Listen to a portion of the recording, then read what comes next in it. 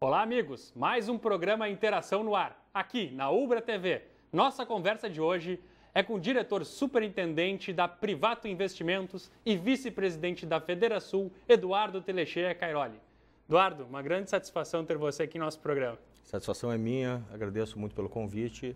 Espero que a gente possa conversar um pouco aí sobre investimentos e sobre economia. Né? Isso mesmo, Eduardo. O Brasil crescendo, as classes ascendendo.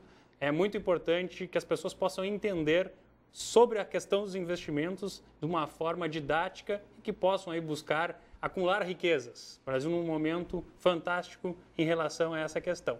Conta para a gente um pouco, para que os nossos amigos que estão nos assistindo entendam o que é a Privato Investimentos. Bom, a Privato Investimentos é uma empresa que busca oferecer soluções financeiras para empresas de pequeno e médio porte. Nós possuímos duas áreas de atuação, uma área de assessoria de investimentos e uma área de finanças corporativas. A assessoria de investimentos nós trabalhamos com administração de fundos, intermediação de títulos e valores imobiliários e personal advisory, que é um serviço no qual a gente entra na vida do cliente e enxerga todos os investimentos dele. E a partir daí nós montamos um planejamento financeiro em cima desses investimentos. O Personal Advisor é um tratamento personalizado, um aconselhamento personalizado sobre o patrimônio, na verdade, de um determinado cliente. Exatamente, sobre todas as alocações, independentemente do banco que o cliente atua. E a outra área, a área de finanças corporativas, é uma área que nós temos serviço de fusões e aquisições, restauração de dívida, emissão de debêntures e de papéis, e fechamento de câmbio.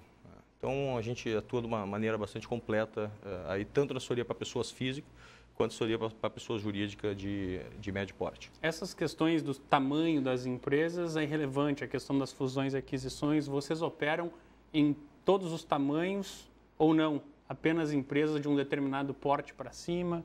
Vocês veem a oportunidade e buscam um melhor negócio? Como é que funciona essa logística, esse procedimento?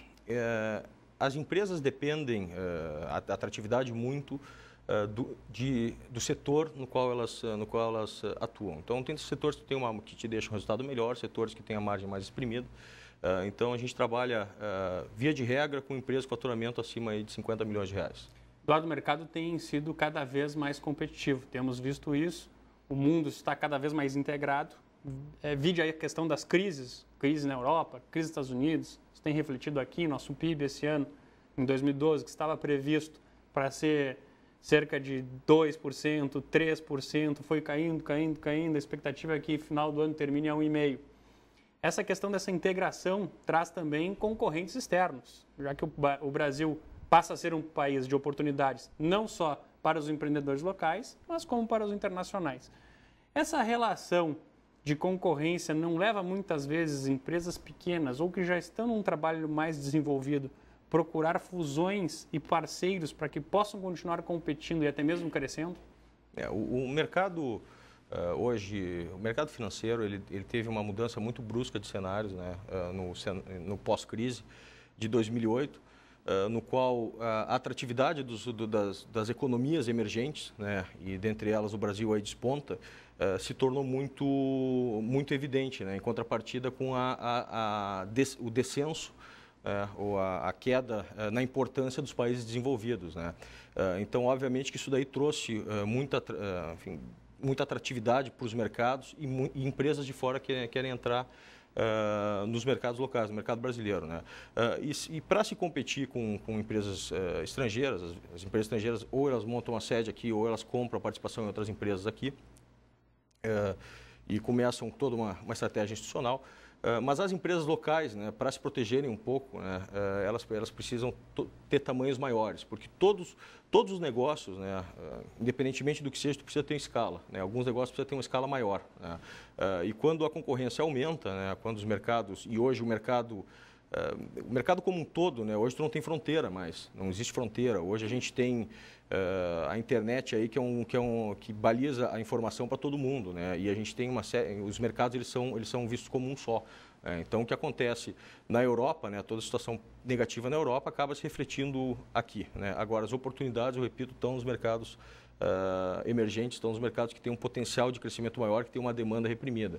E aí nós falamos um pouco também dessa mudança na economia, né? A gente teve aí de alguns anos para cá um acesso ao crédito muito importante do empresário, do empreendedor. Do empreendedor e também das pessoas de classe média e da classe média baixa. Exatamente, a classe C, D e classe B, né? Teve um boom de crédito e isso daí ampliou muito os mercados de uma série de setores. Não é? Fez a roda da economia girar de forma mais acelerada. Exatamente. Como a gente está muito incipiente nesse processo de crédito, né, existe ainda um crescimento muito grande aí pela frente por vir em função disso. Mas o crescimento do crédito ainda não é tímido em relação à oferta de crédito que temos lá fora, ou seja, desses países que, na verdade, exportam seus empreendedores para cá, trazem as suas oportunidades, e que vem competir conosco aqui com um crédito mais barato, ou seja, com um dinheiro a menor custo? Mas concordo, tá? Porém, nós tivemos mudanças estruturais importantes de um tempo para cá. E essas mudanças estruturais elas acabaram por, em função da redução na taxa de juros, né? A taxa de juros de pouco mais de um ano caiu de 12% para os atuais 7,25%. Né? Então, é uma redução brusca aí, no custo, né, do dinheiro dentro do país. E a gente teve uma amplificação do acesso ao crédito muito importante. Né? Então, isso daí são mudanças estruturais que tem na economia e, óbvio, para a gente chegar numa situação de juro bastante competitivo, isso quer dizer, o juro, quando eu falo, o juro é o custo do dinheiro. Né? Para quem toma empréstimo, o juro é o custo do dinheiro. Quanto mais baixo for o custo do dinheiro, como é hoje nos países desenvolvidos, né, maior vai ser, digamos, a atratividade por se tomar dinheiro para empregar em algum outro negócio. Né? Mas eu acredito que nós tivemos um começo muito importante de uns anos para cá, em função dessa mudança estrutural que nós tivemos, que é fruto de uma maturidade, né, da economia, de uma maturidade de país que tende a crescer. Então, eu acredito que em algum tempo, não vou te precisar quanto tempo vai ser, nós vamos estar com uma situação aí de crédito, um acesso ao crédito bastante mais facilitado. Que em economia ninguém tem bola de cristal também para acertar datas e horizontes, né? Exatamente. Agora, Eduardo, o Interação é um programa que justamente divulga os valores empresariais, faz essa interação com a sociedade, as empresas, os governos, as organizações não governamentais. E temos muitos empreendedores que compartilham essa nossa visão. O que você, como um dos principais especialistas que atuam no estado do Rio Grande do Sul e a Privato, como uma das empresas mais especializadas na área, poderia falar sobre a questão do câmbio? Que nós vemos muitos empresários criticando a questão do câmbio ou do valor que o câmbio deveria ter aqui no Brasil. Nós temos uma operação de fechamento de câmbio, né, no qual e a gente consegue ver direitinho quão sensível é o empresário hoje ao câmbio. Né? O fluxo hoje é um fluxo muito de importações que a gente está tendo. Tá? Então existe entrada de mercadoria aqui, né, e saída de divisas. Com o dólar, que subiu muito agora essa última semana, nos últimos 10 dias, subiu bastante, né? Ele teve um estresse, ele deu um pico no momento de estresse do mercado. Apesar das intervenções do Banco Central, ele não tem ajudado... Não surtem efeito porque se entra mais dólar do que se consegue comprar. Exatamente. Agora, uma situação de dólar a 2,50, 2,40, que nem se vê, que nem a gente tem visto aí algumas pessoas defenderem, é uma situação hoje muito distorcida de mercado. Né? Então, na verdade, a gente não pode começar a criar bandas, tem que ter muito cuidado nessa situação do câmbio flutuante, né? Isso daí foi uma das conquistas, é um pilar importante para a economia. Ou seja, deve se manter essa questão do câmbio flutuante. Exatamente. E não se determinar o valor. Quanto mais se importa, né, menor é a inflação. Né? Então, porque a concorrência aumenta com os produtos do mercado externo. Também, mas não só por isso, porque tu tem a fabricação do produto no mercado externo. Então aí tu tem e além dele entrar aqui, ele entra fazendo essa concorrência. Então A inflação é um componente importante, é um componente que hoje, quem está analisando investimentos, e a gente tem um cenário que mudou muito. Né? Então, antigamente, as pessoas têm uma memória que ganhavam 1% ao mês, né? Em investimentos de renda fixa. Né? Hoje, isso daí já está próximo de 0,50, né? 0,55. Né? Tira imposto, fica abaixo de 0,50. Né? Então, a gente tem uma mudança muito brusca aí de cenário e isso aí acabou... isso daí as pessoas vão se dar conta agora, no final desse ano, quando forem planejar o ano seguinte, porque é uma situação bastante recente. Né? Então, antigamente, os bancos, quando cobravam taxas de administração superior a 1,5%, a 1% em fundos de renda fixa que tinham um alvo 12% ao ano, a gente está falando aí de uma taxa de administração de mais ou menos 8%, 7%. Né? Hoje, uma taxa de administração ao ano, uma taxa de administração de 1% num alvo de 7,25%, a gente está falando de uma taxa de administração de 30%, né, do ganho nominal. Né? Se for colocar a inflação ainda, fica realmente uma situação muito diferente que o brasileiro está vivendo hoje, que o brasileiro é acostumado com taxa de juro alta, né, de botar o dinheiro no banco e o dinheiro subir 1%, 1 e pouco por cento ao mês. Né? Hoje, e essa situação de juro mais baixa, né, ela veio para ficar. Então, as pessoas têm que ter um pouco mais de atenção com isso e não ficar tão refém dos gerentes de banco, né, que detém esse conflito aí de interesse entre o cliente, o que é bom para o cliente e o que é bom para o banco. Então... Essa questão dessa acumulação de... Primeiro, a gente tem, eu acho que, dois públicos, né, Eduardo? O público que consegue economizar, ou seja, consegue acumular riqueza, e tem aquele que vem sempre correndo atrás da máquina, como se diz por aí, ou seja, buscando até o final do mês estar com todas as contas em dia. Para esses dois públicos, essa questão do investimento de renda fixa já parece um movimento complicado. Né? E me parece também que acaba favorecendo, na verdade, o empreendedor, porque passa a poder apostar no seu negócio cada vez mais. Você não acha que tem uma tendência a esse movimento? Eu acredito que a gente tenha cada vez um cenário mais pró-empreendedorismo, mais pró-investimentos. Né? A nossa economia é uma economia muito pesada em tributos na folha salarial, né? E a saída, eu acho que se vê hoje para o país é exatamente essa saída em pró do empreendedorismo. E esse cenário favorece sim. Eduardo, eu vou pedir licença agora para nós chamarmos o nosso intervalo e no bloco seguinte entrarmos nesse tema sempre polêmico, que é a questão dos tributos, dos encargos, aquilo que trava o desenvolvimento da competitividade do Brasil. Vamos voltar em seguida.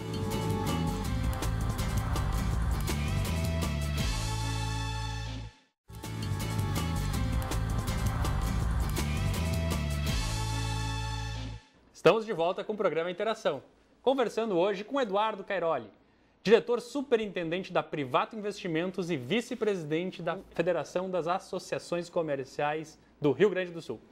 Eduardo, nós falávamos no bloco anterior, no qual paramos para o nosso intervalo, por essa questão sempre polêmica dos encargos, dos tributos que travam a competitividade no Brasil e a questão do crédito. Por que é tão caro tomar crédito aqui no Brasil e por que se tem um prêmio tão baixo para aqueles que conseguem acumular hoje na renda fixa? Você pode continuar desenvolvendo um pouco mais essa visão? Hoje, basicamente, tem dois componentes aí que encarecem o custo de tomar dinheiro. Né? O mais forte dele é o nível alto tem três, na verdade. O mais forte dele é o nível alto da Selic, da taxa de juros. Que é a taxa de referência para o mercado. Exatamente, que é a taxa de referência do mercado. E depois, o segundo é a margem que os bancos têm que ter em função de uma possível inadimplência. Então, isso daí acaba por elevar bastante os custos. E a gente tem também uma estrutura bancária aqui na mão de poucos grandes bancos. Né? Então, isso daí acaba surtindo um efeito de encarecer a taxa. Né? Eduardo, só dá licença, é a questão que você trouxe que eu acho muito importante a gente dividir com os nossos amigos da Interação, que é essa questão da inadimplência. O que muitas vezes as pessoas que não se dão conta, claro que existe aquele inadimplente que passou por uma situação complicada, momentânea, e que busca lá na frente acertar essa pendência. Agora, existem muitos que são, na verdade, infratores, ou seja, já agem de má fé e que acabam tornando o custo de dinheiro alto para ele mesmo, um dia que ele tiver que tomar, se tiver que tomar de novo dinheiro no mercado, e para os bons, ou seja, os bons pagam pelos ruins. Aquele que paga em dia acaba tendo que pagar a taxa de juros daquele que não paga.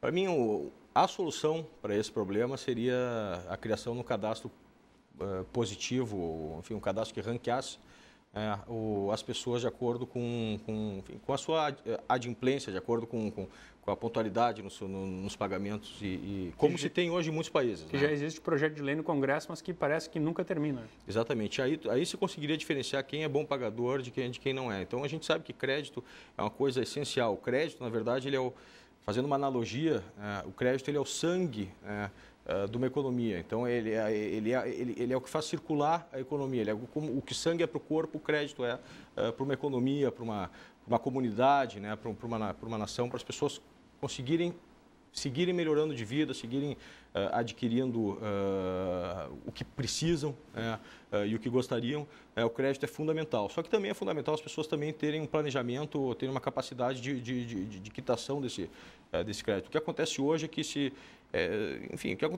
tem essa estrutura, né, que foi mencionada agora por mim, e também tu não tem uma separação de realmente quem é bom pagador de quem não é bom pagador, então parte do pressuposto que todo mundo é mau pagador, porque é mais conveniente assim, né? Então eu acho que isso daí resolveria muito, ou pelo menos seria um próximo passo, né? Porque a gente não consegue sair de uma situação, e isso daí é em tudo, é na vida pessoal, na vida profissional, em tudo, a gente não consegue sair de uma situação 0 para um ponto 10. A gente tem que ir passando do 0 para o 1, do 1 para o 2, do 2 para o 3. Então, eu acho que a trajetória, né, de melhora, de melhoria, tanto de redução nos custos da tomada de tomar crédito em função da queda no juro, o acesso ao crédito, que hoje é muito fácil, né, para a pessoa física e para a pessoa jurídica.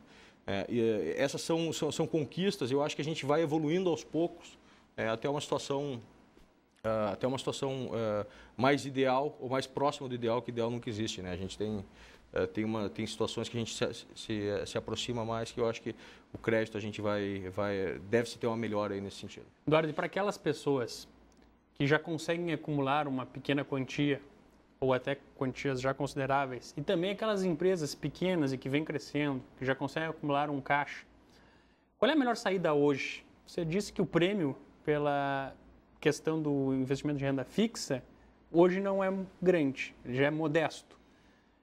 Teria alguma alternativa do ponto de vista de investimentos variáveis? E aí a questão também do risco, né, e o prêmio, sempre tem essa relação. Hoje, quem investe, por exemplo, em poupança, perde dinheiro. Perde dinheiro porque a nossa inflação é uma inflação que pelo Banco Central, ela gira em torno de 5, 6 no ano. Só que a inflação real, ela está em torno aí de 8, 9%. E tem que explicar, acho, a questão da inflação, que na verdade come o dinheiro no tempo. A inflação então, o que significa isso? Então, se a gente tem 100 hoje, eu tinha 100 no início do ano passado. Hoje, esses nossos 100 valeriam em torno de 92, conseguiriam comprar a mesma coisa que R$92 comprariam na época do ano passado. Então, isso é inflação. Inflação é a desvalorização do dinheiro no tempo, tu perde poder de compra. Perfeito. O que antes, com R$1, se comprava 1 quilo de arroz, o arroz hoje está R$1,20, por exemplo. Um exemplo fictício. Exemplificando, um exemplo fictício, exatamente. Então, o retorno do dinheiro que está no banco, ele tem que ser superior à inflação. E o que acontece hoje é que a gente tem uma taxa de juros de 7,25% no ano e uma inflação real entre 8% e 9%. Que é a inflação abatida da questão da taxa básica de juros definida pelo governo. Não, a inflação é quanto o dinheiro se desvaloriza. Então, hoje, se não fizer nada, se for bem, e ainda 7,25% tem imposto de renda nisso, nas aplicações. A não ser poupança, só que poupança não paga a Selic. Poupança paga bem menos que a Selic. Então, hoje, quem investe em investimentos tradicionais são investimentos que têm que ser melhor olhados, têm que ser olhados com um pouco mais de critério e para serem melhores alocados, porque um cenário que a gente está hoje, inflação muito alta e juro baixo, quem investe das formas tradicionais, como poupança e outros ativos, fundos de renda fixa, alguns têm taxa de fixação muito alta, que acaba comendo todo o ganho, acabam não tendo nem a correção do seu dinheiro nesse período, né, no ano. E que alternativas de investimentos em renda variável nós temos? E a relação essa de segurança e risco? Existem investimentos na própria renda fixa, né, que são investimentos que são mais interessantes, né?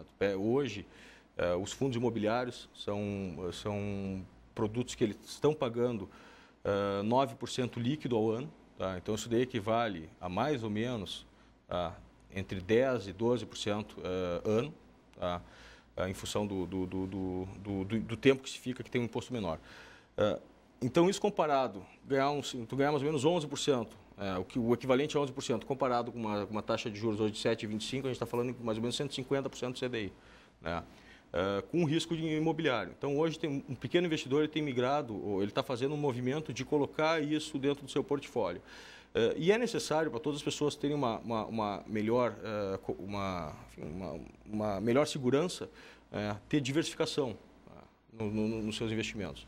A gente passou agora, em 2008, por um cenário muito crítico dos bancos, que o banco do Lehman Brothers, que era um banco importante nos Estados Unidos, quebrou, o Citibank quase quebrou, e uma série de bancos europeus também e americanos criaram uma dificuldade. O próprio Santander, na Espanha, né? Não a unidade daqui do Brasil, que a unidade do Brasil está bem, mas o Santander na Espanha, a matriz, está numa situação muito difícil e vem acumulando resultados muito ruins. Então, o que eu quero dizer é o seguinte, a gente não sabe da onde vem o problema até o problema vir. Então, as pessoas em geral, óbvio que o nosso trabalho é exatamente, o meu trabalho é estudar isso, é olhar esse cenário e conseguir enxergar com um pouco mais de antecedência o fato antes dele acontecer. Então, conseguir enxergar um pouco mais de antecedência onde é que está tendo problema. Agora, as pessoas que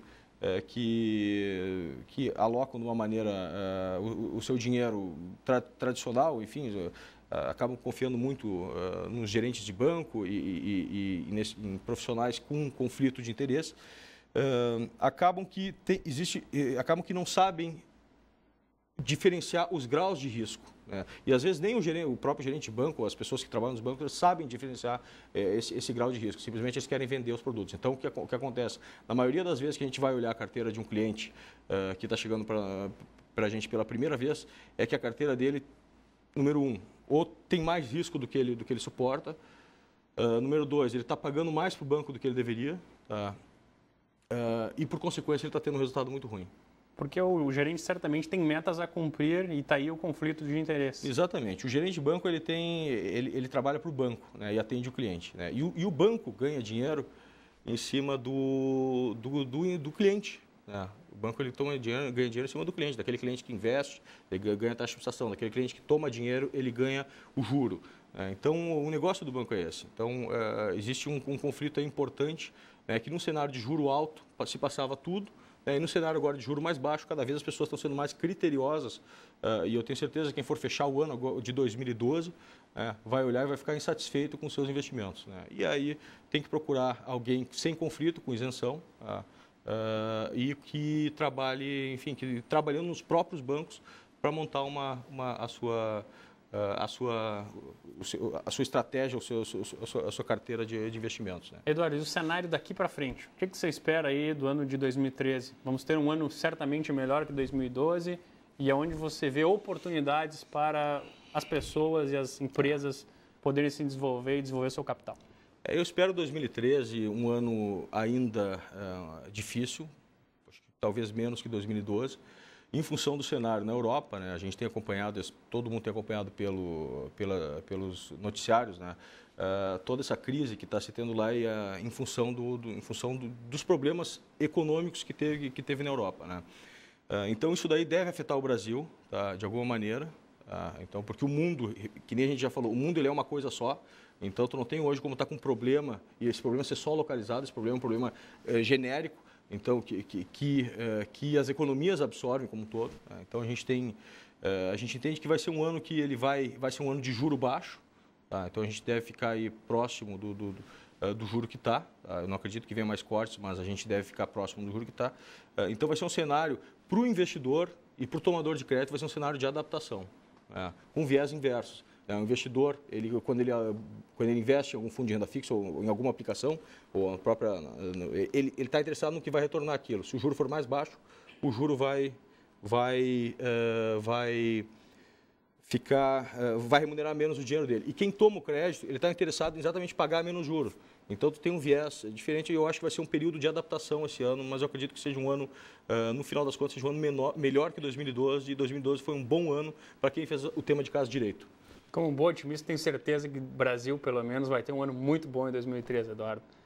Acho que tudo vai dar certo. Tá certo. Olha, quero agradecer a sua participação, suas opiniões aqui foram muito importantes. Você dividiu assuntos e temas que certamente vão provocar muito daqueles que participaram conosco aqui hoje no programa Interação, e eles vão fazer a sua autocrítica e ver se seus investimentos estão alocados da melhor forma. Eu quero agradecer a você também. Sua participação sempre é muito importante aqui no programa Interação. Você pode mandar sugestões de nomes e assuntos para o nosso e-mail ubratv@ubratv.com.br ou interagir comigo pelo Twitter ou Facebook. Até nosso próximo programa.